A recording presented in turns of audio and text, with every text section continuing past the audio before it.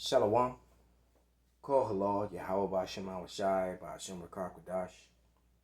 Double honors unto the apostles, double honors unto the elder bishops. Salutations to all my fellow laborers that do this work in truth and sincerity, risking their lives and their freedom to do so, now more so than ever. To the scattered elect that are scattered around the four corners of the earth, that be like unto the speckled bird, the Israelite foreigners, among the heathens that look like the heathens, and to the Akwath that are listening and learning. To you I say Shalom. This is your brother Malcolm from the branch of the Great Millstone here in Chicago. And well, it speaks for itself. This is Amazon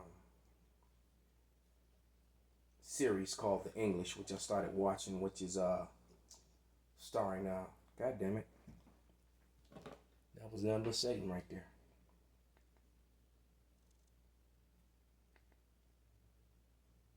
Salakia. Yeah, let's pause it. Which is starring Emily Blunt. You saw her face flash across the screen. I think she's also a producer in the show, or a director or something like that. She's a pretty good actress. And you know, it just showcasing the crimes and the wickedness of Esau. And we're gonna call this the parlay of Running Hawk. All right, because this particular Edomite soldier is after this Gadite who's Cheyenne and he's after this guy because he wants vengeance for what he did to his brother. All right, or to one of their fellow soldiers, and not considering what his soldiers had done to this Gadite. But and they're having a little parlay with a group of men that that are trying to stake out some land so that they could bring in cattle and make money here in the new stolen territory that they have, because I'm just gonna call it what it is. All right, and matter of fact, the definition of parlay is basically just to have a discussion, to talk. All right, it's really, when it comes from a French word, parler, to speak. So that's where they get that term from. You remember the movie Pirates of the Caribbean? They were talking about having a parlay. They also said it in that movie, the movie The Warriors too. If you remember the old school movie classic, The Warriors, they were having a parlay. But let me grab a quick scripture. This why it's on my mind here.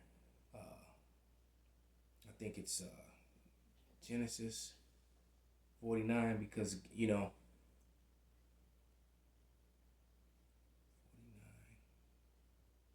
17 or 18.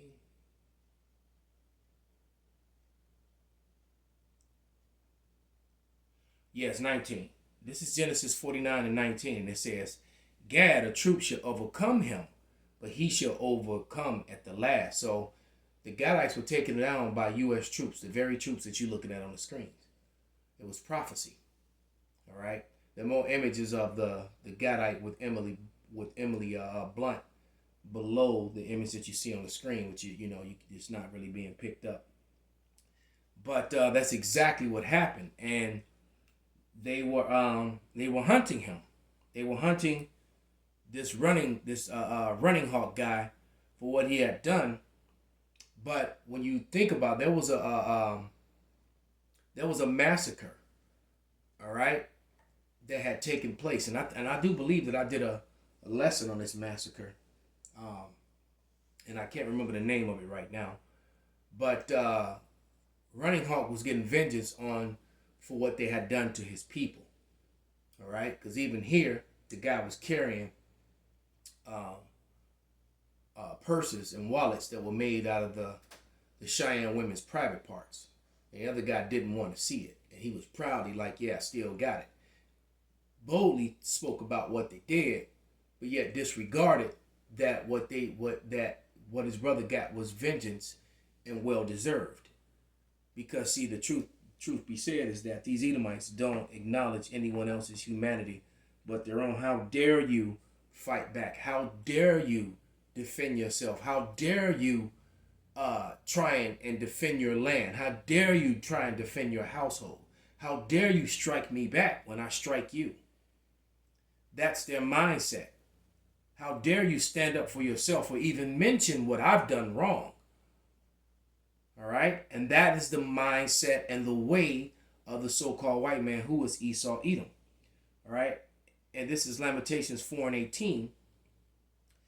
And it reads, they hunt our steps that we cannot go in our streets.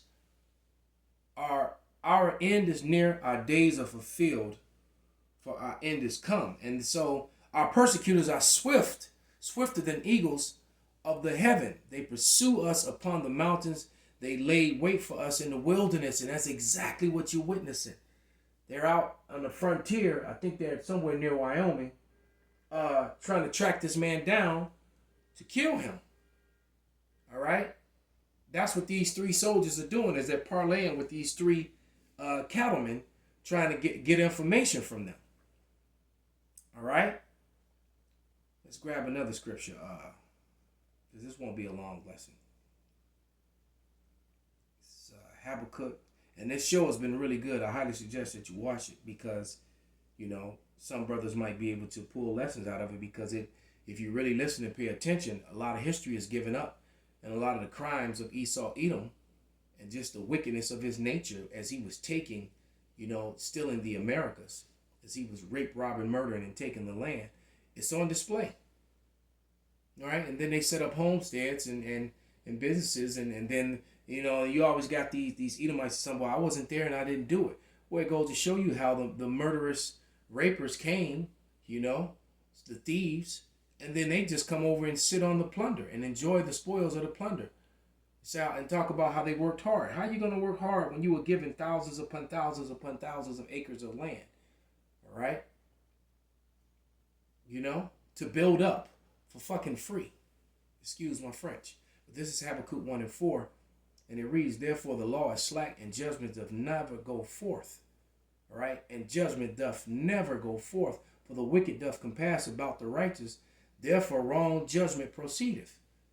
So this man wants to cut, you know, because that's actually the friend of the guy who's the brother. The other soldier's the brother, the one that's here. But this was the one that was carrying the purses and the wallets made of the Gadite woman's breast and vagina. That's what they would do. They would cut off the vagina, cut off the breast, and cut off their ass cheeks and make, you know, purses and satchels out of them.